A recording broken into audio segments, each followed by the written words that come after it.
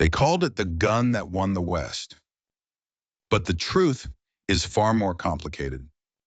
In 1873, the American frontier was a powder keg. Railroads carved through the plains, and the line between order and chaos was as thin as a trigger pull. Everyone, lawmen, outlaws, and settlers, was looking for an edge. And they found it in a rifle that could keep firing, long after others had to stop. The legend didn't begin with Winchester.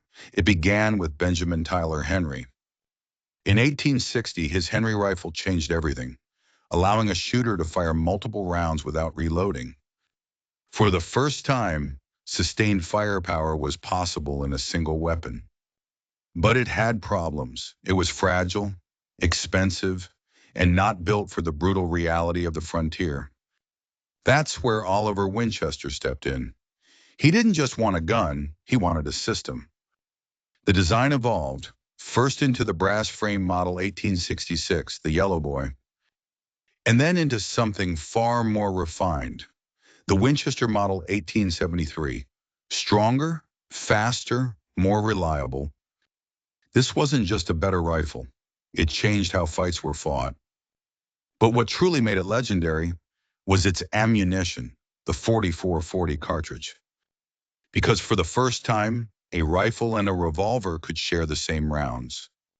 The Winchester 73 paired perfectly with a Colt single-action army, the famous Peacemaker. Same ammunition, same rhythm, one belt, two weapons. For a cowboy, a lawman, or an outlaw, that meant every shot counted. No fumbling, no wasted rounds. On the frontier, that wasn't convenience, it was survival. Together, rifle and revolver formed a lethal duo. Speed in the rifle, stopping power in the Peacemaker. At around $40, over $1,000 today, it wasn't cheap. But if your life depended on it, it was worth every cent. With a single motion of the lever, the rifle was ready to fire again. No pause, no reload, just speed. Meanwhile, the U.S. Army chose a very different path. They relied on the Springfield Model 1873, slower but powerful and controlled.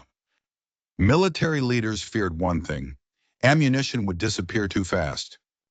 So while soldiers fired one careful shot at a time, a man with a Winchester could fire again. And again. In a close fight, that difference decided who lived and who was buried.